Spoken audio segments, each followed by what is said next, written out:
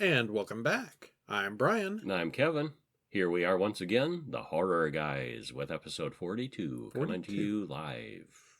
Recorded first of our 2019 Halloween specials. It is Halloween month. It is October. Yeah, magical month. Yeah. Why just limit it to one day? When you'd have a whole month of creepy movies. Yeah. Well, like we said before, we're going to go a little bit different route with our horror movies. We always do the grown-up, scariest movies we can find, usually. And this month, we're going to go with more family-friendly fare. Mm-hmm. Movies to get your kids and the little ones, get them hooked on horror movies. Yeah. I remember I used to watch horror movies when I was 7 and 8 years old. Not the really bad stuff, but like the Hammer movies on Saturday night.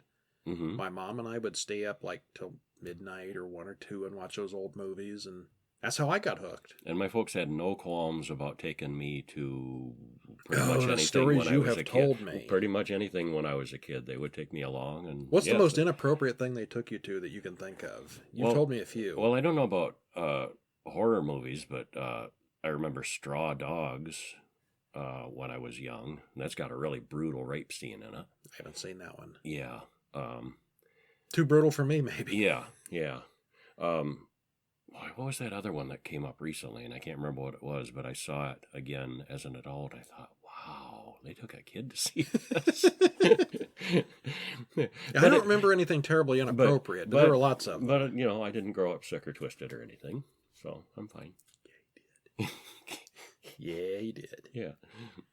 Well, okay. So anyway, if you want to get your little ones or your teenager ones or whatever you got, if you want to get them hooked on horror, we've got a few good starting points for you. These are really intended for younger folks. Yeah. Not terribly bad for grown-ups, but we'll talk about that later. But definitely kid appropriate. This time we've got 1990's The Witches, 85's Return to Oz, not one that's typically associated with horror, Coraline from 2009, and Goosebumps from 2015. There's a lot to talk about, so here we go.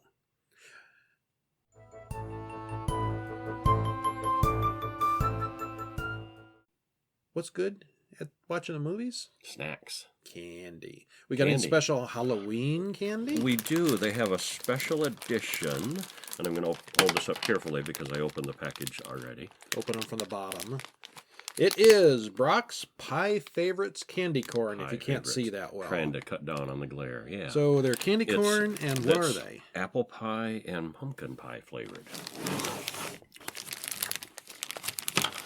Well, you've got the normal orange, and white. Those are the pumpkin pie flavor. And the brown, yellow, and white. And those are the apple pie flavor. That very tastes apple pie-like, yes. These are all mine now. I don't want to eat them in here. Those are good. Pumpkin pie. Yeah, those are good. Those are good. They both actually taste like what they're supposed to taste like. They do. One's very appley, one's very pumpkin-y. Yeah. They got the spices right. Yeah. Those are good. Yeah. Yum. We'll have a link in the show notes, affiliate link, of course, so we make we make some pennies if you buy some candy. So, yeah, pick those up if you like. They're very good. And, of course, you can get them from Amazon year-round. Where'd we get these? Like Rite Aid or somewhere? You can't get these year-round. These are yeah, you can get them from Amazon year-round. There's always somebody that has them. Oh, yeah, because people stock up and then resell them. Yeah, we got these at the corner store, Rite Aid or something like that, but they're everywhere. Amazon's got them year-round. Yeah. Or eBay. But eBay does too. People hoard them. I've never bought food on eBay. They do it though. Yeah. Okay. Yeah. Whether you trust it. There's a horror movie involved in that plot somewhere.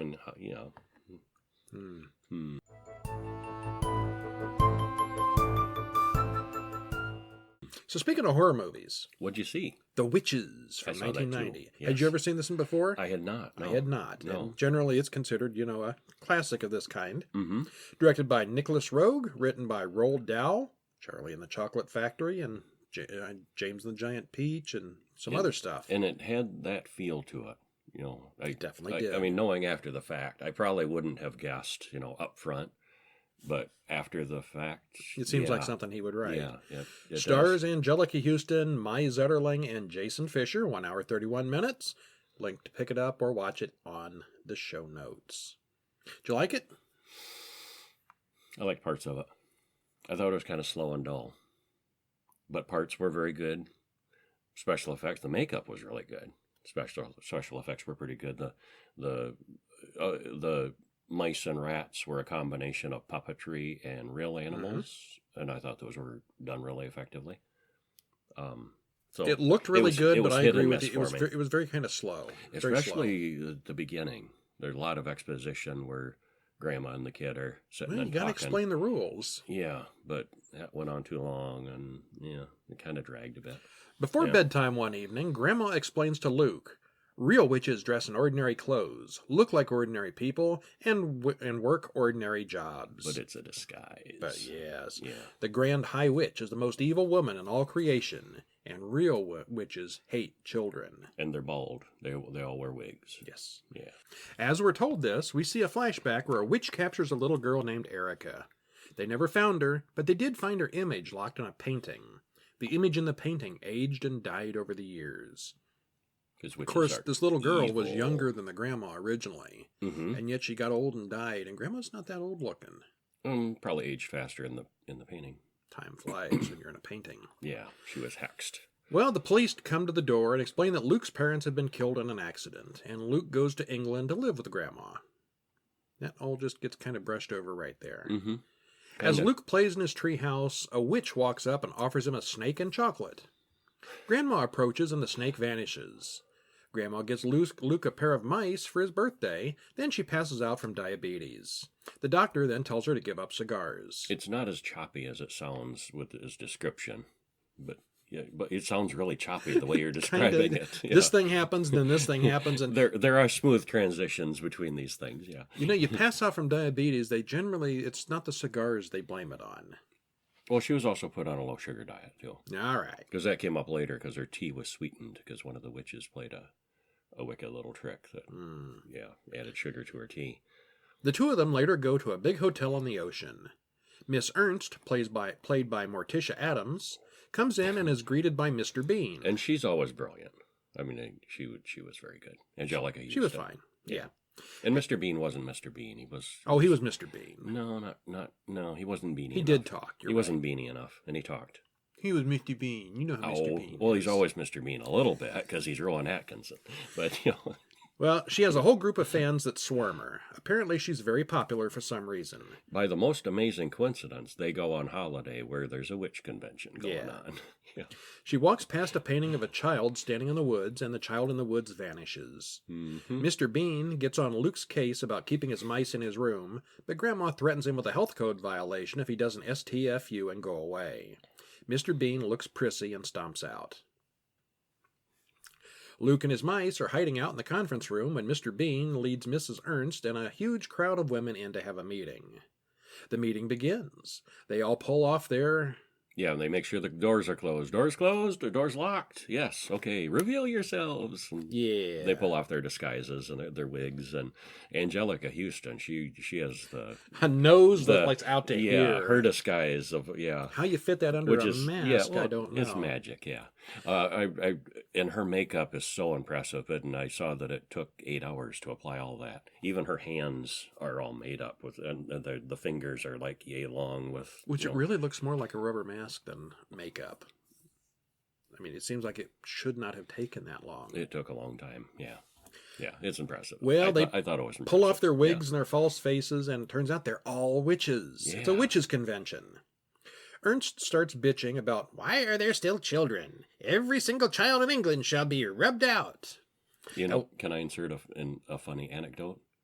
They didn't find enough women who were either bald or wanted to shave their heads, and they didn't want to bother with bald caps, and so many of them are in the background anyway and not really featured with close-ups and everything. A lot of the female witches were actually men in drag. And if you know this, watching the crowd, it's really obvious. And once you know that, you can look close and spot. Yeah. If you're not watching for it, you wouldn't notice. But if you're looking, like most of them. Yeah. One of the other witches whines that this may be difficult, and Ernst shoots lasers out of her eyes, making her explode. Yeah, that's quite a spell she casts. Yeah. But it's hard. Boom! Yeah, boom. The plan is to buy every candy store in England and use them to kill all the children. No, not kill them, turn them to mice. Well, she offers them Formula 86, which is a time-delayed poison. It'll turn children into a mouse within 25 seconds. But what about adults that eat the formula? One of the witches asks, and Angelica Houston says, "Well, that's just tough," or something to that effect. Yep. Yeah. And we watch as another boy Luke met earlier turns into a mouse. Luke sees and overhears all this. The witches finally smell Luke and they chase him around. And it's all back and forth, in and out and around and up and down the hills, and it's all very should have been film music. Yeah. Slapstickish, yeah. They eventually catch Luke and turn him into a mouse too. He runs away and meets up with Bruno, the other talking mouse boy. They manage to get back to Grandma's room and mouse talk to Grandma. Yeah, they can They talk. still speak English. Yeah, they still speak English, despite being mice. Grandma lowers him down to the next balcony where there is literally some cat and mouse action. It's easy to do when you're a mouse. Yeah, and there's a cat. Luke manages to steal a bottle of the formula and return it to Grandma. Grandma shows Bruno to his parents, and they react badly. Poorly, yes, especially the mom. She gets pretty hysterical, over-the-top hysterical about it. Ernst sends her assistant to her room without her dinner. I didn't catch why. Just because she's mean. Okay. And, yeah. Luke the mouse bossy dumps the and- formula into the witch's dinner. Mr. Carson from Downton Abbey pulls a soft piece of veal out of the garbage can and feeds it to one of the restaurant patrons before the mouse crawls up his pants. I would have loved to have seen that in Downton Abbey. Yeah. Afterwards, they cover the floor with a million mouse traps. The witches all start eating their soup, as does Bruno's father. Yeah, Grandma- because he's kind of a jerk, and I want he what they're insists. having. Yes, I want the what is it? What was it? Watercress. Yes, watercress soup.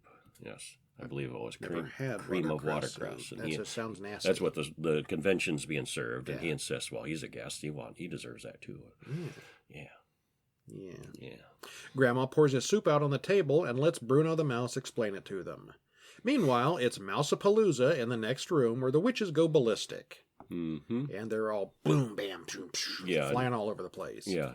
Mrs. Ernst vows her revenge as she too mouses out. Yep. Rats. Grandma- Actually, she turns into an ugly rat, not a She does, not a cute yes. little mouse. Yeah. Grandma catches her in a pitcher, and Mr. Bean cuts her in half with a butcher knife. And there's a poof of smoke as and that's the end of the head witch.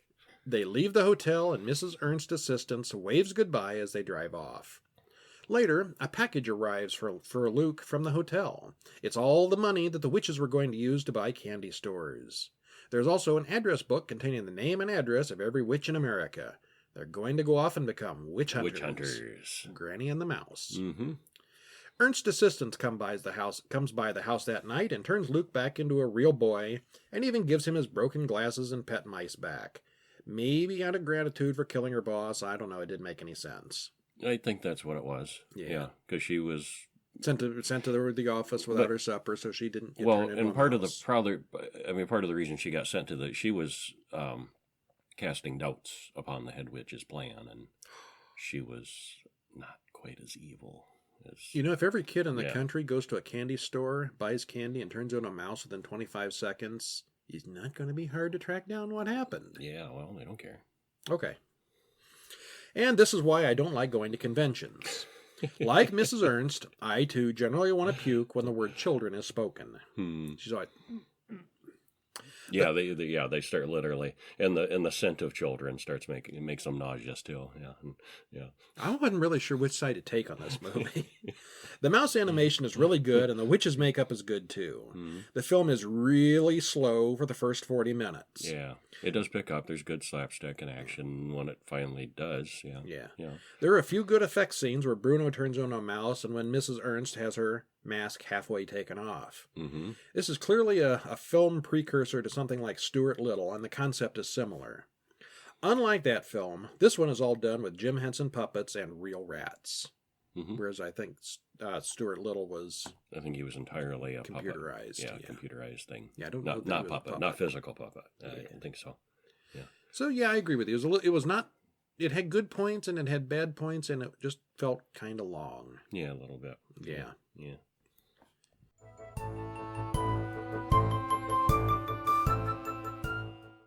Well, kind of long. Next up, Return to Oz, 1985. Speaking of kind of long. Now, we are both of the age where when we were little, they showed The Wizard of Oz on TV like twice a year, and that was always an event. Mm-hmm. Yeah. Of all the movies I can think of when I was little, that's the one that I probably saw the most often just because they reran it and made a big deal out of it every year. There was a Frankenstein movie that they showed every Easter, for some reason around Easter time, every year when I was growing up. And I remember seeing that multiple times, too. Easter Thanksgiving? Huh? Easter. Easter? Around Easter time. Easter for Frankenstein. Yeah, I don't know what the connection was, but it always seemed like You're it not was like thinking of the Easter Ten time. Commandments. It's a No, different it guy was came back definitely to a life. Frankenstein one. Okay. Yeah. Wow, okay, no. But that and The Wizard of Oz. Did it have something to do with Easter? No. You got me on this one. I want to know more about this. Not at all, yeah. Yeah. And it's that one where we watched that. It's got a really long trailer for it, and basically they show all the good parts in the trailer. You're not narrowing it down. Okay, yeah. Okay, so Wizard of Oz, one of the biggest movies of all time, maybe the biggest children's movie, I don't know. Mm-hmm. And that was out in like 1939, I believe. And it was 40-some years later, they decided, hey, let's make a sequel. Let's make a Return to Oz. Return to Oz in 1985.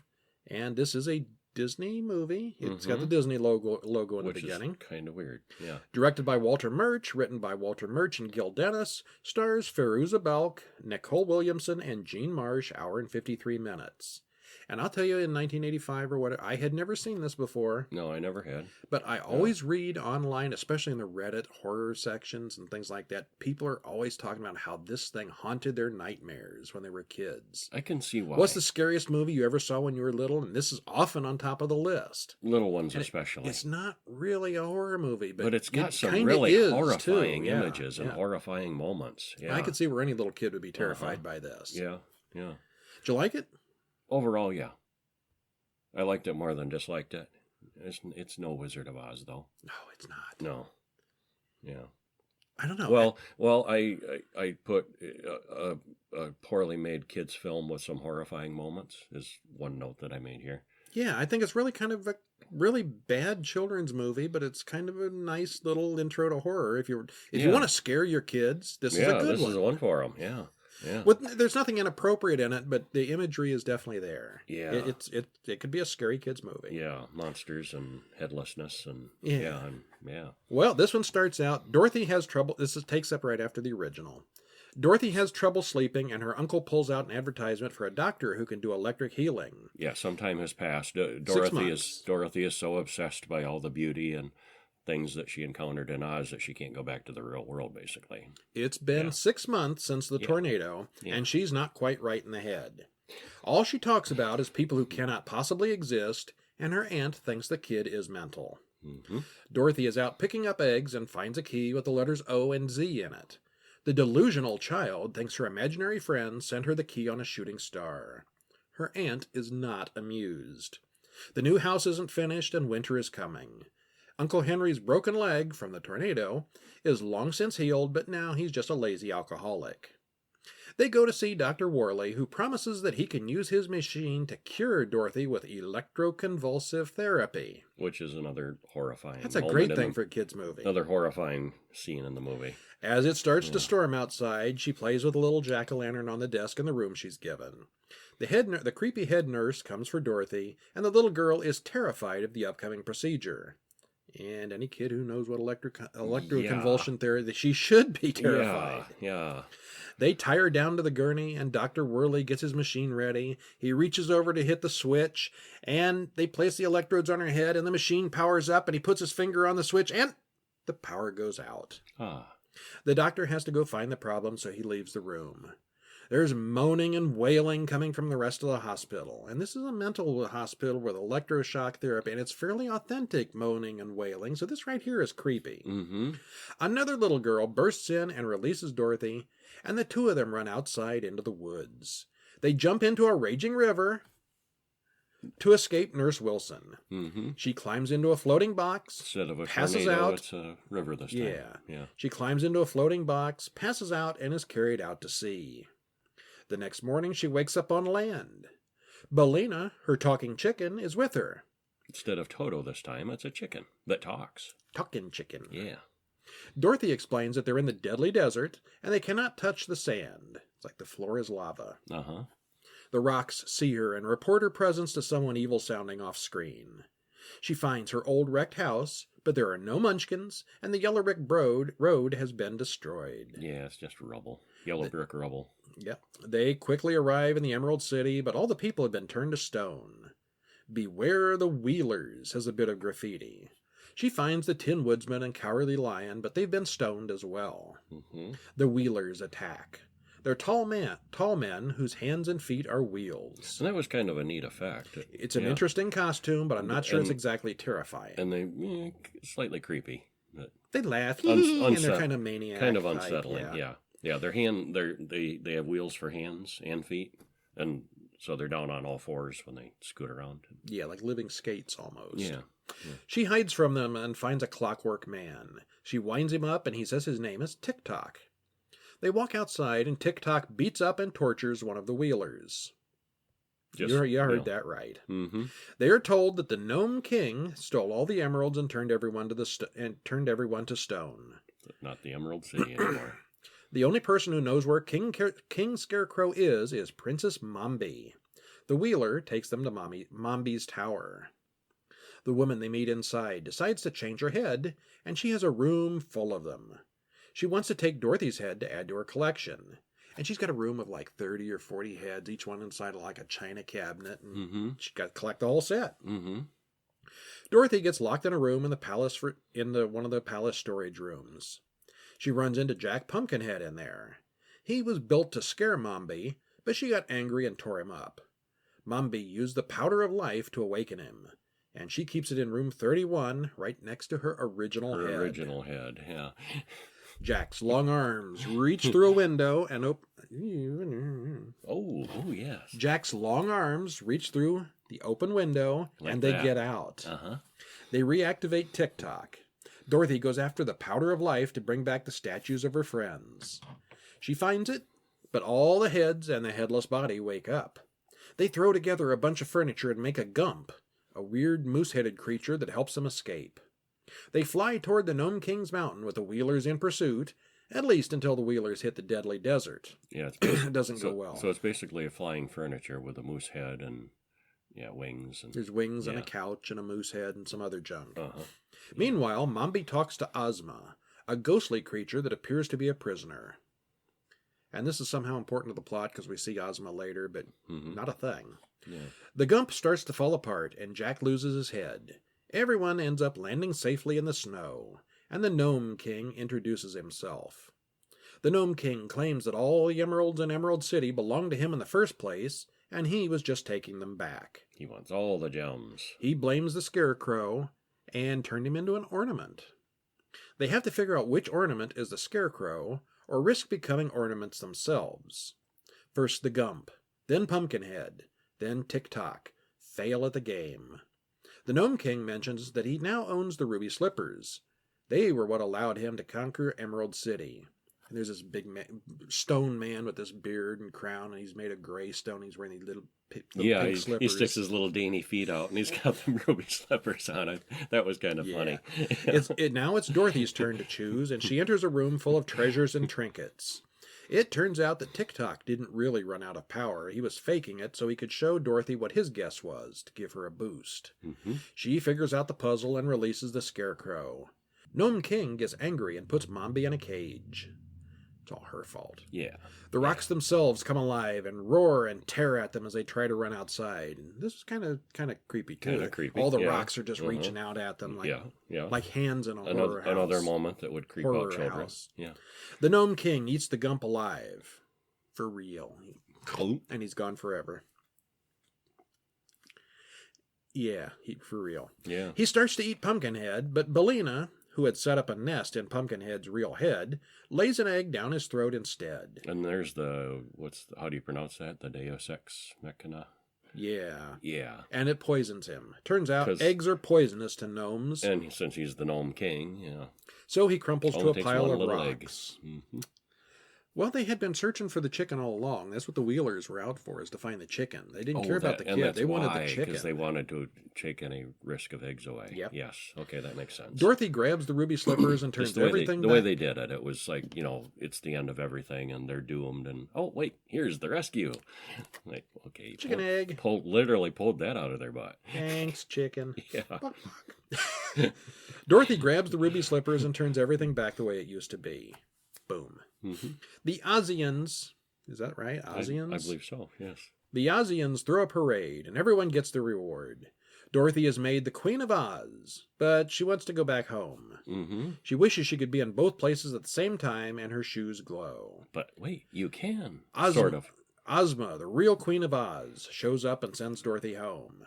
And the way this whole situation worked, it was like Ozma was a clone of Dorothy. Kind of her alter ego. But it was a different actress, a different character, different name. How was she when Ozma was a prisoner of Mombi before and Dorothy was just fine? They were two different characters before. It's like, oh, we got a little girl as queen? That's okay. We had this other little girl as queen. It's the same thing. No, didn't make sense. You know how Guinan went into the rift in that Star Trek movie? But she still looked like her. And then she was still in the rift, too. Yeah. She came out and she was still in. That's my theory on that. Dorothy went into Oz. She left, but her... They kept... Yeah. They kept her soul. They kept... a copy, kind of. Okay, it's a dumb ending. It's a little, yeah. It's a little weak. So she goes home. Uncle Henry and Toto find her on the bank of the river and take her home. Turns out the clinic was hit by lightning and everyone was saved but the doctor. The doctor was a psychologist. He was running his electricity. He's not a bad guy. He seemed to be generally trying to help. Yeah. I mean, electroconvulsive therapy is a terrifying thing, but I think they still use it. They still use it. It's still a legit thing. Yeah, the doctor was not evil, but he died. Mm-hmm.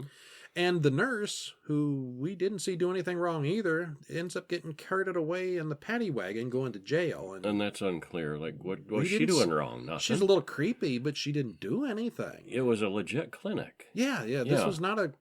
And it was, archaic in those days. Nowadays, when they do electroconvulsive therapy, they do it under under anesthesia. Do they? Yeah. Okay. And when they were doing it back then, quite often, most of the time, I guess, or, I don't know what percentage, but they would just zap them, without any kind of numbing or anesthesia or anything. Yeah, knowing that she's not crazy and going through this kind of therapy, that's kind of terrifying in itself, but they weren't doing anything wrong. Legally. Yeah, it was legal, and it's a somewhat legitimate treatment. They seemed to be well-intentioned, and that was kind of weird. One died and the other went to jail. Yeah. We don't know why. Yeah. Because reasons. Yeah. Later on, the house is fully rebuilt, and now Dorothy can see Ozma in the reflection in the mirror. Everyone still thinks Dorothy is crazy, but that's okay now for some reason. The end. She can be happy now. And it's certainly not the classic that the original was. But once again, it's all in her head. Or is it? The Wheelers are definitely no flying monkeys. The claymation of the king is looking pretty old and dated at this point. Yeah, I did. Still, I've read dozens of accounts of children saying that this movie still haunts the memories of their childhood 30 years later. The mental hospital and shock therapy are creepy enough, especially if you're old enough to understand what's really going on. The talking rock faces are a bit disturbing. The headless woman in the room of 100 heads would definitely scare most kids. Yeah, she's walking around carrying her head. She's headless and carrying one of the heads, and that was a kind of horrifying image. I found the whole film kind of boring, but there are a lot of elements in this that would give kids nightmares, that's for sure. Mm-hmm. I definitely don't recommend it for adults, but if you have a kid that's looking for something scary to start with, this would be a good starting point. Yeah, it's a kids movie. Yeah. It's a little extreme for small kids. On the scary side for small kids. If you got 4 and 5-year-olds that like The Wizard of Oz, no, probably not this. No, A little older? Yeah, sure. Yeah, it's got much more scariness than for little ones than the original. The original had the flying monkeys, which I hear scared people. There was some creepiness in there. And, scary. I don't know anybody was really afraid of that witch, though. Characters here, a little more so. Yeah. Yeah, they cranked up the terror on this one. Mm-hmm. Yeah.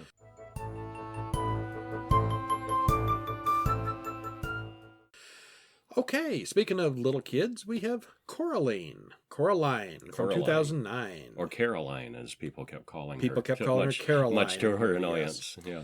Coraline. Her name is Coraline, not Caroline. Directed by Henry Selick, written by Henry Selick and Neil Gaiman, stars Dakota Fanning, Terry Hatcher, John Hodgman, 1 hour 40 minutes. No, it's claymation, so stars as in voice. Yeah, they're But voice originally actors. it was the initial plans were for it to be a live action. And Dakota Fanning was cast, and then they said, now we're going to do claymation, and said, hey, you still want to do the voice? And she said, yeah. So, I don't know, I can't picture this being as good live action. no, well, that's good. Yeah. Okay, what'd you think? I kind of hated it. I didn't like it. I said bad things about it. He did. Yeah. Now would be a good time to say some more bad things about it. Can I use expletives? Probably not on the kids episode. I thought it was very boring. Okay.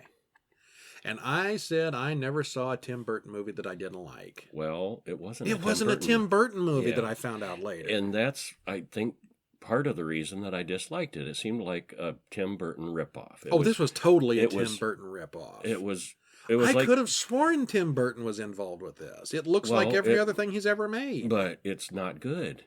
It's like somebody said, boy, I really like that stuff that Tim Burton does. I'll do that too. But they didn't. There's that Tim Burton-y goodness and humor and music and, I don't know, life, and it just wasn't there in this. All right. Yeah.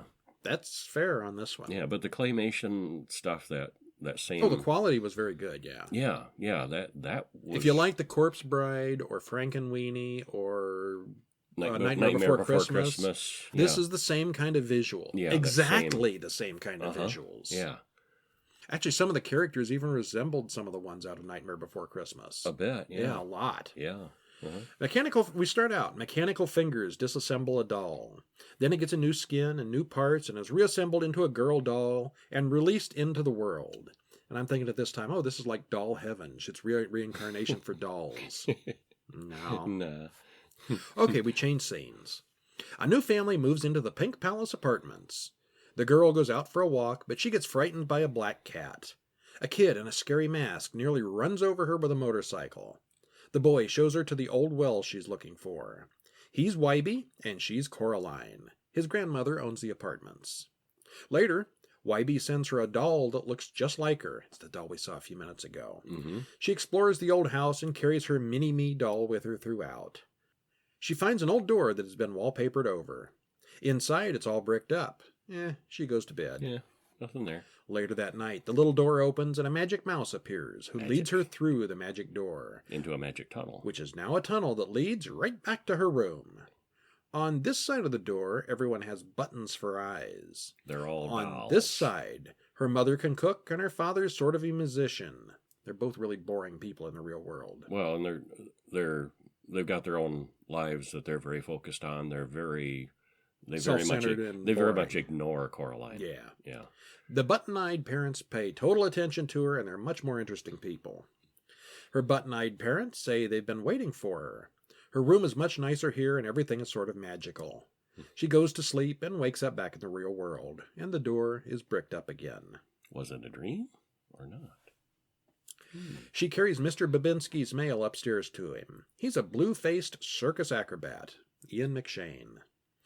I expected him to do these stuff from Deadwood, but he didn't go there. Cussing her. He gives her a beat. A literal. His mice tell her not to go through the little door. He's got trained jumping mice. Yeah. that apparently talk. A mouse circus that he's working on training. She then for a goes show. downstairs to meet her other new neighbors. These are two old actresses who have a bunch of stuffed dogs. They tell her Literal fortune. Stuffed dogs. As they've died over the years, they keep each dog. They're old and they've got a museum of dead dogs. They've lived out a number of dogs, outlived a number of dogs. And, a large number of dogs. Yeah. They tell her fortune and it's not good. Or maybe it's a giraffe. They're not sure. They're Tea very leaves. weird old neighbors. Yeah, they're reading their tea leaves, and the one has an interpretation, the other's looking at it upside down. One looks like a creepy hand and the other one looks like a giraffe. Yeah. Depending on which way they hold the cup. Yeah. Wybie tells her that way back his grandma had a twin sister that just disappeared one day. He thinks maybe the house is haunted. That night, She follows the mice through the tunnel again. This time she goes outside the Button house into the garden. The garden looks like Tim Burton spends a lot of time here. On this side, YB can't talk. They watch Babinski's jumping mice put on a show. And if you didn't think Tim Burton was involved with this before, this garden, no doubt. Yeah. Very weird. Very weird. Yeah. Kind of wonder if he was involved with it and said, nope, take my name off. Maybe. Coraline has a bad day shopping with her mother in the real world and opens the little door in the afternoon. YB's cat follows her and they have a conversation. He implies that things are not as they seem. The crazy sisters in the basement also give her a show. She comes to the conclusion that the Button world is way better than her real world. That's what they want her to think. They say that she can stay there forever. The only catch is she needs to have her eyes replaced with buttons. She freaks out and decides never to go back. She goes to sleep, but doesn't go home. The cat explains that the other mother created all this just for Coraline. She wants something that just isn't her. The other mother eats bugs and has a house full of bugs. She changes shape into a tall, skeletal woman. And that was the first transformation of this kind of animation done. I guess that was groundbreaking. Morphing? The morphing. The morphing shape? Yeah. Shape changing? Yeah, the morphing with the stop action. And it's never been done? Yeah, it never had. Yeah, it was something groundbreaking about the way they did it, and with the stop action. It's the first time that kind of scene's been done with that. That surprises me. Yeah. She gets locked into a room with the ghosts of other missing children. The other mother is called the Beldam, who lures children in with the dolls that they sew on until they sew on the buttons. The Beldam ate up their lives. The ghosts want their eyes back. If Coraline can find them, their souls will be freed. The other YB leads her to the little door, and she comes back through the tunnel, but it all looks different now. Her mom and dad aren't there. The old ladies downstairs give her a ring that finds lost things. Why they had this, we don't know. That night, the cat leads her to the mirror, where she sees her parents locked inside the mirror. She finds a doll of her parents, which she then burns. Good thing it wasn't like a voodoo doll. Yeah. She has to go back to the other land for them. The other mother grabs her right away and swallows the key. Coraline makes a deal with her. If she can find her parents and the children's eyes, the other mother must let her go. If she can't find them, then she'll go ahead and sew the buttons on her eyes and give up. As time runs out, she goes on a quest to find the eyes. We see the Beldam in its final form, and she has the mechanical hands we saw in the beginning of the film. She wants to eat Coraline. Can she find the eyes and her parents in time? Maybe. Don't know. Well, it looks like a Tim Burton Doesn't movie. that sound like a good description? Doesn't that sound like a good movie? The way you just read that? It's not. What did you dislike about it so much? Boy, just dull. I don't know. It didn't gel with me at all. It did very well at the box office. Maybe I'm a minority. I don't know. Yeah. You kind of got a discrimination thing against animation, too. Well, there's that. There is that, yeah. I'd give it a 7. 3. I liked it, ish. 3. It looks like it. I liked it better when I thought Tim Burton was involved.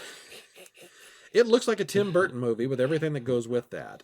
It's colorful, creepy, and has a lot of weird creatures and machines. Except Tim Burton wasn't involved with this one, which just sort of makes it a knockoff. The other mother gets creepier and creepier as time passes, and her form at the end is definitely nightmare material for any kid. It was maybe a little longer than it could have been, but overall I liked this one maybe best of this week's films. Not me. Okay. No.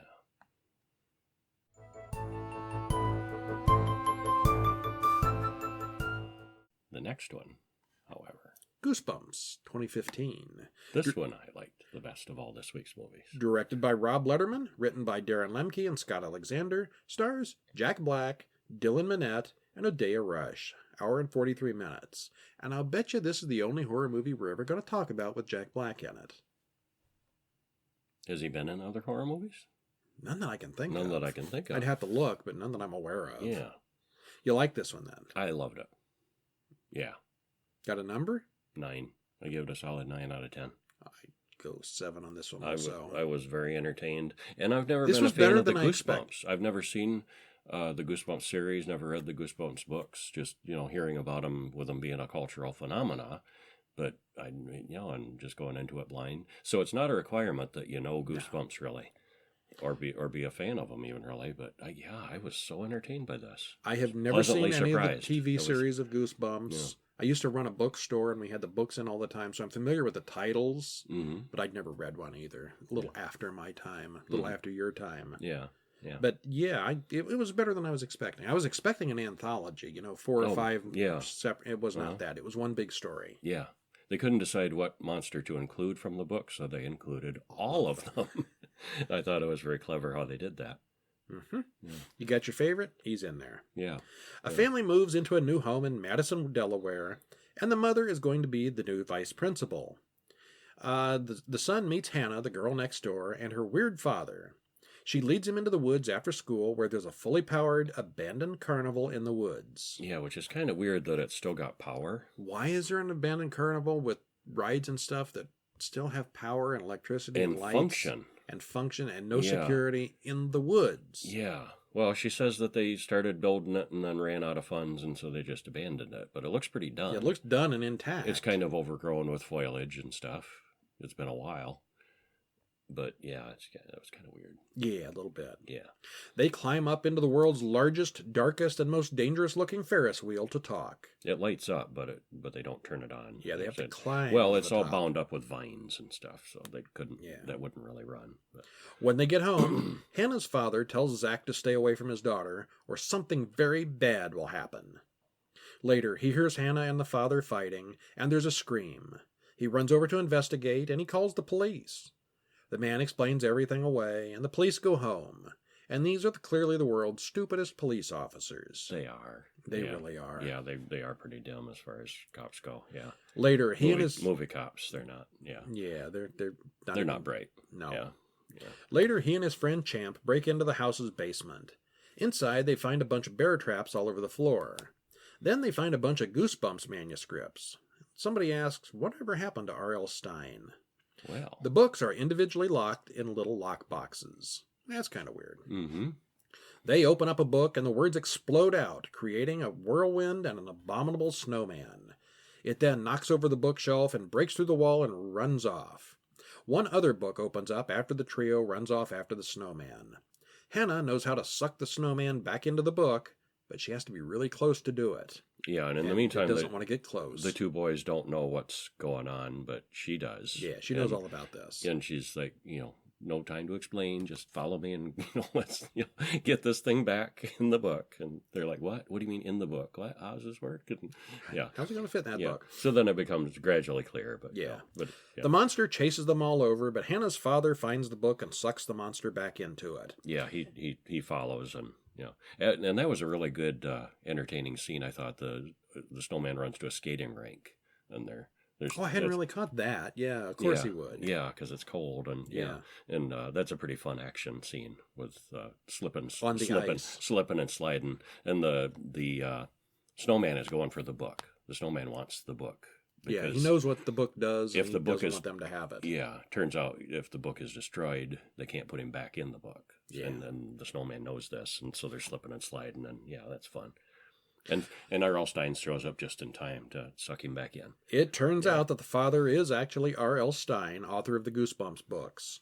He explains that his monster always seemed real to him, and then one day they become real. Start becoming real, yeah. When you open a book, you let the monster out. Just his original books, the original manuscripts. Yeah. So he keeps them all locked up and keeps the monsters shut in. So he knows what happens when these things start getting exposed, so he and Hannah get ready to leave town.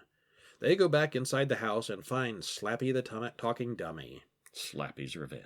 Slappy burns his book so he can't be recalled. Mm-hmm. He plans to open all the books. Suddenly, they're surrounded by hundreds and hundreds of lawn gnomes. Slappy has opened a bunch of books and burned them all. Well, all over town, weird things start happening. Aliens with freeze guns freeze the police. Yeah, he takes all the books. He throws the books out the window as he drives down the street. Starts scattering them around. Yeah, the gnome sowing scene. Chaos. The gnome scene is fun with. And just a lot of fun scenes in this. Yeah.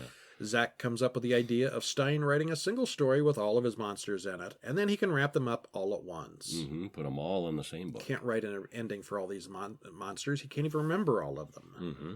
Stine, however, needs his own special typewriter to write that kind of a story.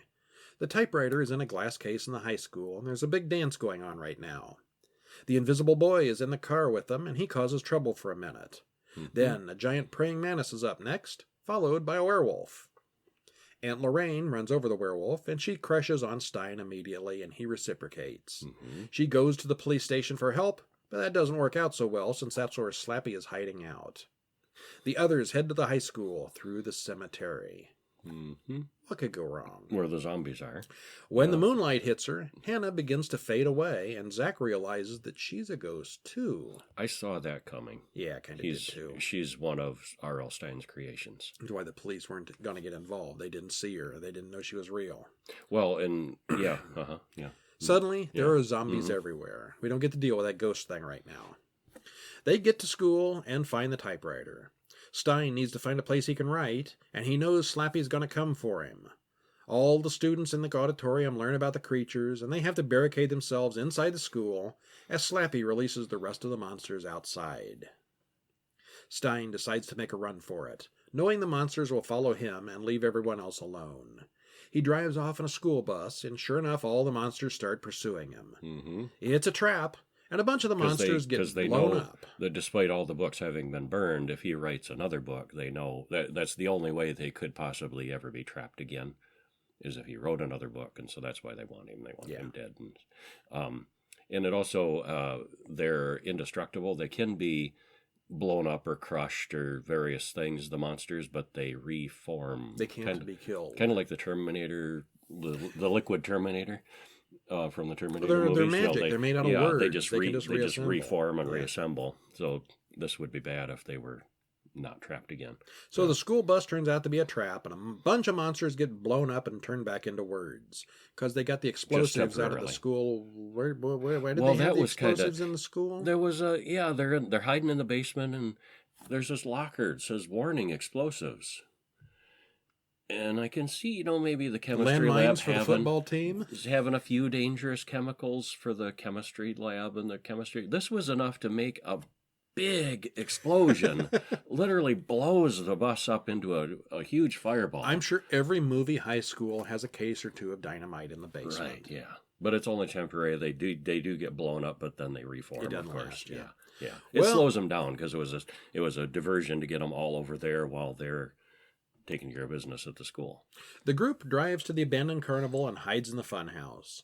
Stein continues writing the story between running and hiding. Slappy unleashes the blob that ate everyone. And the only place they can... Everything? Yeah, And the only place they can go is up into the Ferris wheel. The blob eats Stein, but Zach now has the typewriter. The problem is that if he puts all the monsters back in the books, Hannah will go with him too, since she also knows now that she's a ghost too. That's an all for one. Turns out Hannah opens the book, and she, as well as all the monsters, fly inside it as if it was a black hole. Not long after, everyone returns to school. Stein and Lorraine are dating, and Stein is now suddenly an English teacher at the school. And they're calling the whole incident a mutant insect attack. It's always something. Yeah. What do they call it in Buffy? Neck rupture? The vampires attack? Yeah. There's always something like that. Yeah. There's a logical explanation for it. Yeah. Stein admits he wrote one more book, and this one features the return of Hannah, and this time she's real. So she's immortal and indestructible. She'll be a teenager forever. That didn't work so well in the interview with the vampire, did it? Yeah. Next thing you know, she's going to become a megalomaniac and be Empress of Earth. Immortal teenagers. Yeah. If you liked the ending of Cabin in the Woods, you may like this one. It's much more of an action movie than actual straight-up horror. Yeah. But with the collection of creatures involved, it's hard not to classify it in with horror movies. Oh, there's zombies and werewolves. And, yeah. All the real monsters. Yeah, all the Goosebumps monsters. Yeah. I'm not that familiar with the original books because they were a little after my time, but even I recognized a few of the creatures. It was good. It was more entertaining than it was much better than I was expecting. Really. I way enjoyed it. Yeah. I give it a big thumbs up. So what's the best one this week of the four? Oh, that one for sure. Goosebumps. Goosebumps, followed by Witches, followed by Return to Oz, followed by Coraline. Okay. Yeah, I think probably Goosebumps and Coraline are pretty neck and neck for me. Followed by the Witches, followed by Oz. I liked Oz the least. Okay. And that's our show this week. Watch those for yourself if you want to or have your kids watch It doesn't them. hurt to screen things before your kids watch them. Yeah. But you just never know. Mm-hmm. Of these 4 movies, the one I would say watch first would probably be Return to Oz if you got really little kids. Yeah, you'd probably want to screen Teenagers, 8, 9, 10, they're all fine. Less than 7 or 8, you may want to watch Oz first. Yeah. See if it's okay. The others, they're fine. Doesn't matter. Yeah. Okay, and that's our show. Thanks for joining us. Stop in during the week at horrorguys.com for news and horror updates, to comment or contact us. Now get ready, because next week, October 19th, we'll be discussing nothing but horror short films. Next week, this week, we're going to be going to the Flint Horror Fight Fest here in Flint, Michigan. Which is hours and hours of shorts. Yeah. 42 short films. Mm-hmm. I checked it out. I counted the list. It's a marathon of short films on a Saturday. 6 or 7 hours straight of nothing but shorts. They have breaks. Well, but yeah. Yeah, it'll be good fun. Yeah, we went to it last year and it was fun. So we've gone every year that they've had it, and we're going to go this year. Yeah. Next week, we'll be talking about the best shorts we saw there. Maybe we'll go down the list and thumbs up, thumbs down all of them. And hopefully we'll be able to refer places where you can see them too. A lot of these. I looked up a few of them on YouTube, and they weren't there, so it may not be as many. Last year's, a lot of those never appeared online. There was a couple that I tried to find to watch again, and I think the directors and producers shop these around to contests and stuff. So they don't want them that's public. And sometimes they never make it to online. We'll see. We'll have a list, and we'll to the ones we can. We'll do our best we can. Yeah. Then the week after that, we'll go back to the family-friendly, fun horror, and we will have The Mad Monster Party from 1967. More claymation. Hocus Pocus from 93. That's the one with the 3 witches. Monster Squad. Dracula, Frankenstein, Wolfman, and somebody else. Maybe the Mummy. From 1987. And Curse of the Were-Rabbit from 2005. A Wallace and Gromit movie. I haven't seen any of those. I have seen The Mad Monster Party. I've not seen the other 3. So I'm kind of looking forward to all of those. Yeah. So that's it for this week. That's the show. We'll see you next week. Bye-bye. Bye.